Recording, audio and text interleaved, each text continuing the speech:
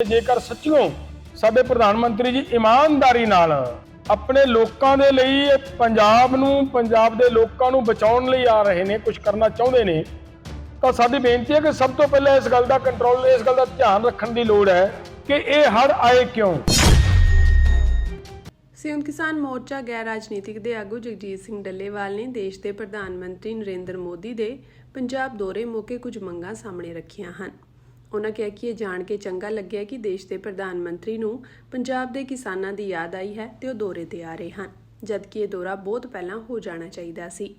ਉਹਨਾਂ ਕਿਹਾ ਕਿ ਹੁਣ ਅਸੀਂ ਆਸ ਕਰਦੇ ਹਾਂ ਕਿ ਪੰਜਾਬ ਵਿੱਚ ਆਈ ਇਸ ਤਬਾਹੀ ਪਿਛਲੇ ਕਾਰਨਾਂ ਦੀ ਜਾਂਚ ਹੋਵੇਗੀ ਤੇ ਦੋਸ਼ੀਆਂ ਤੇ ਕਾਰਵਾਈ। ਅੱਜ ਸਵੇਰ ਤੋਂ ਇਹ ਖਬਰਾਂ ਸੁਣ ਰਹੇ ਹਾਂ ਕਿ ਸਾਡੇ ਦੇਸ਼ ਦੇ ਪ੍ਰਧਾਨ ਮੰਤਰੀ ਨਰਿੰਦਰ ਮੋਦੀ ਜੀ ਪੰਜਾਬ ਹੜ੍ਹ ਪੀੜਤਾਂ ਦੀ ਸਾਰ ਲੈਣ ਲਈ ਇਸ ਦੌਰੇ ਤੇ ਆ ਰਹੇ ਨੇ। ਵੈਸੇ ਤਾਂ ਇਹ ਗੱਲ ਹੈ ਕਿ ਬਹੁਤ ਚਿਰ ਪਹਿਲਾਂ ਆਉਣੇ ਬਣਦੇ ਸੀ। ਇਹਨਾਂ ਹੜ੍ਹ ਪੀੜਤਾਂ ਦੇ ਪ੍ਰਤੀ ਅੱਜ ਤੱਕ ਸਾਡੇ ਪ੍ਰਧਾਨ ਮੰਤਰੀ ਵੱਲੋਂ ਕੋਈ ਟਵੀਟ ਤੱਕ ਨਾ ਦਿੱਤਾ ਜਾਣਾ ਔਰ ਅਫਗਾਨਿਸਤਾਨ ਦੇ ਲਈ ਰਾਹਤ ਸਮੱਗਰੀਆਂ ਵੀ ਪਹੁੰਚ ਜਾਣੀਆਂ ਇਸ ਸਰਕਾਰ ਦੀ ਬੇਰੁਖੀ ਜ਼ਾਹਰ ਕਰਦੀ ਸੀ। ਤੇ ਇਸੇ ਤਰ੍ਹਾਂ ਪਿਛਲੇ ਦਿਨਾਂ ਦੇ ਵਿੱਚ ਐਗਰੀਕਲਚਰ ਮਿਨਿਸਟਰ ਆਏ ਨੇ, ਉਹਨਾਂ ਦਾ ਜਿਹੜਾ ਬਿਆਨ ਸੀ ਉਹ ਵੀ ਅਸਲ ਦਿਸ਼ਾ ਵੱਲ ਜਾਣ ਦੀ ਬਜਾਏ ਜਿੱਥੋਂ ਸਾਨੂੰ ਹੜ੍ਹਾਂ ਦੀ ਮਾਰ ਪਈ ਹੈ ਉਹਦੇ ਅਸਲ ਕਾਰਨਾਂ ਵੱਲ ਜਾਣ ਦੀ ਬਜਾਏ ਉਹ ਵੀ ਇੱਧਰ ਉੱਧਰ ਗੱਲਾਂ ਕਰਕੇ ਗੋਂਗਲੂਆਂ ਤੋਂ ਮਿੱਟੀ ਝਾੜ ਕੇ ਚਲੇ ਗਏ ਨੇ।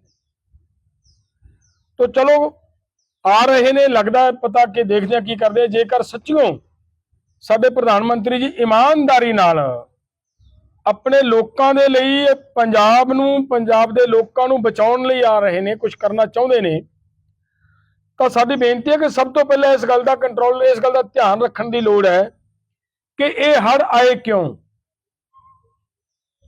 ਅੱਜ ਮਾਹਿਰਾਂ ਨੇ ਜਿਹੜੇ ਅੰਕੜੇ ਬਾਹਰ ਕੱਢ ਕੇ ਲੋਕਾਂ ਦੇ ਸਾਹਮਣੇ ਰੱਖ ਦਿੱਤੇ ਨੇ ਕਿ ਮਈ 22 ਤੱਕ, 22 ਮਈ ਜਾਂ 25 ਮਈ ਤੱਕ ਜ਼ਿਆਦਾ ਤੋਂ ਜ਼ਿਆਦਾ ਪਾਣੀ ਭਾਖੜਾ ਡੈਮ ਦੇ ਵਿੱਚ 1445 ਫੁੱਟ ਰੱਖਿਆ ਜਾ ਸਕਦਾ ਹੈ, ਲੇਕਿਨ ਉਸੇ ਡੇਟ ਨੂੰ ਭਾਖੜਾ ਡੈਮ ਦੇ ਅੰਦਰ ਪਾਣੀ ਦਾ ਜਿਹੜਾ ਲੈਵਲ ਹੈ ਉਹ ਰਿਕਾਰਡ ਹੋ ਰਿਹਾ ਹੈ 1562 ਫੁੱਟ, 117 ਫੁੱਟ ਪਾਣੀ ਜ਼ਿਆਦਾ। ਤਾਂ ਜੇ 117 ਫੁੱਟ ਪਾਣੀ ਜ਼ਿਆਦਾ ਹੈ ਤਾਂ ਇਹਦਾ ਮਤਲਬ ਕਲੀਅਰ ਹੈ ਕਿ ਉਹ ਅਣਗਹਿਲੀ ਜਾਂ ਜਾਣ-ਬੁੱਝ ਕੇ ਕੀਤੀ ਗਈ ਉਹ ਕਰਤੂਤ ਹੈ। ਇਸ ਤੋਂ ਇਲਾਵਾ ਅਸੀਂ ਮੰਗ ਕਰਦੇ ਹਾਂ ਕਿ ਕੇਂਦਰ ਸਰਕਾਰ BBMP ਤੋਂ ਆਪਣਾ ਅਧਿਕਾਰ ਵਾਪਸ ਲੈ ਕੇ ਸੂਬਿਆਂ ਨੂੰ BBMP ਦਾ ਪੂਰਾ ਅਧਿਕਾਰ ਦੇਵੇ। ਸੋ ਸਭ ਤੋਂ ਪਹਿਲਾਂ ਤਾਂ ਜੇਕਰ ਸਾਡੇ ਪ੍ਰਧਾਨ ਮੰਤਰੀ ਅੱਜ ਪੰਜਾਬ ਦਾ ਫਿਕਰ ਕਰਕੇ ਆ ਰਹੇ ਨੇ, ਉਹਨਾਂ ਨੂੰ ਇਹ ਕਰਨਾ ਚਾਹੀਦਾ ਹੈ ਕਿ ਇਹਦੀ ਜੁਡੀਸ਼ੀਅਲੀ ਇਨਕੁਆਇਰੀ ਮਾਰਕ ਕਰਕੇ ਜਾਣ, ਕਿਸੇ ਜੱਜ ਦੀ ਅਗਵਾਈ ਦੇ ਵਿੱਚ ਇਨਕੁਆਇਰੀ ਹੋਵੇ ਤੇ ਅਸਲ ਦੋਸ਼ੀਆਂ ਨੂੰ ਸਜ਼ਾ ਮਿਲੇ, ਤਾਂ ਜਾ ਕੇ ਇਹਦਾ ਕੰਟਰੋਲ ਹੋ ਸਕਦਾ ਭਵਿੱਖ ਦੇ ਵਿੱਚ। ਇਸ ਮੌਕੇ ਉਹਨਾਂ ਇਹ ਵੀ ਕਿਹਾ ਕਿ ਪੰਜਾਬ ਦੇ ਮੁੱਖ ਮੰਤਰੀ ਦੀ ਜ਼ਿੰਮੇਵਾਰੀ ਬਣਦੀ ਸੀ ਕਿ ਉਹ BBMP ਦੀ ਇਸ ਵੱਡੀ ਅਣਗਹਿਲੀ ਲਈ ਕਾਰਵਾਈ ਦੀ ਮੰਗ ਕਰਦੇ, ਪਰ ਉਹਨਾਂ ਵੱਲੋਂ ਇਸ ਮਾਮਲੇ ਤੇ ਕੋਈ ਠੋਸ ਕਦਮ ਨਹੀਂ ਚੁੱਕਿਆ ਗਿਆ। ਮਾਨਯੋਗ ਮੁੱਖ ਮੰਤਰੀ ਪੰਜਾਬ ਨੇ ਕੁਝ ਅਨਾਉਂਸਮੈਂਟਾਂ ਅੱਜ ਕੀਤੀਆਂ ਨੇ।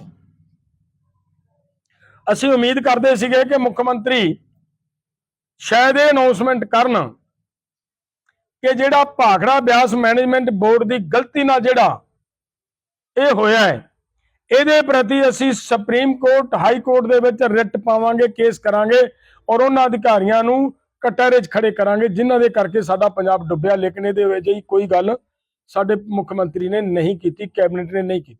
ਉਹਨਾਂ ਕਿਹਾ ਕਿ ਇੱਕ ਪਾਸੇ ਅੰਦਾ ਤੇ ਕਿਸਾਨ ਦੀ ਹੜ੍ਹ ਕਾਰਨ ਹੋਈ ਮੌਤ ਤੇ ਉਸ ਨੂੰ ਸਿਰਫ 4 ਲੱਖ ਰੁਪਏ ਮੁਆਵਜ਼ਾ ਦੇਣ ਦਾ ਐਲਾਨ ਕੀਤਾ ਗਿਆ ਹੈ, ਪਰ ਦੂਜੇ ਪਾਸੇ ਜ਼ਹਿਰੀਲੀ ਸ਼ਰਾਬ ਪੀ ਕੇ ਮਰਨ ਵਾਲੇ ਨੂੰ 10 ਲੱਖ ਰੁਪਏ ਤੇ ਇੱਕ ਪਰਿਵਾਰਕ ਮੈਂਬਰ ਨੂੰ ਨੌਕਰੀ ਦਿੱਤੀ ਜਾਂਦੀ ਹੈ। ਉਹਨਾਂ ਕਿਹਾ ਕਿ ਅਜਿਹੇ ਫੈਸਲਿਆਂ ਨੇ ਪ੍ਰਤੱਖ ਕਰ ਦਿੱਤਾ ਹੈ ਕਿ ਸਰਕਾਰ ਦੀ ਨਜ਼ਰ ਵਿੱਚ ਅੰਦਾ ਤੇ ਕਿਸਾਨ ਦੀ ਜਾਨ ਦੀ ਕੀਮਤ ਕਿੰਨੀ ਹੈ। ਤੇ ਮੈਂ ਹੈਰਾਨ ਹਾਂ ਇਸ ਗੱਲ ਤੋਂ ਕਿ ਭਾਈ ਜਿਹੜਾ ਤੁਹਾਡੀ ਇਸ ਗਲਤੀ ਕਰਕੇ ਦੇਸ਼ ਦਾ ਢਿੱਡ ਭਰਨ ਵਾਲਾ ਅੱਜ ਰੁੜ ਗਿਆ ਦਰਿਆਵਾਂ 'ਚ, ਉਹਨਾਂ ਹੜ੍ਹਾਂ 'ਚ ਰੁੜ ਗਿਆ, ਉਹਨੂੰ ਦੇ ਰਹੇ ਹੋ 4 ਲੱਖ ਰੁਪਈਆ।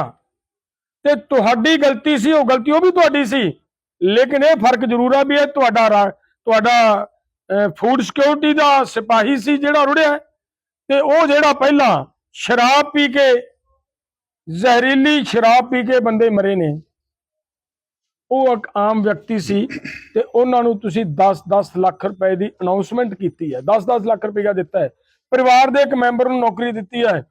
ਇਹਦਾ ਮਤਲਬ ਇਸ ਨੂੰ ਤੁਸੀਂ ਉਹਦੇ ਨਾਲੋਂ ਬਹੁਤ ਛੋਟਾ ਗਿਣਦੇ ਹੋ। ਇਹ ਤੁਹਾਡਾ ਪੰਜਾਬ ਪ੍ਰਸਤੀ ਆ ਮੁੱਖ ਮੰਤਰੀ ਜੀ, ਇਹਨੂੰ ਕੀ ਮੰਨਿਆ ਜਾਏ?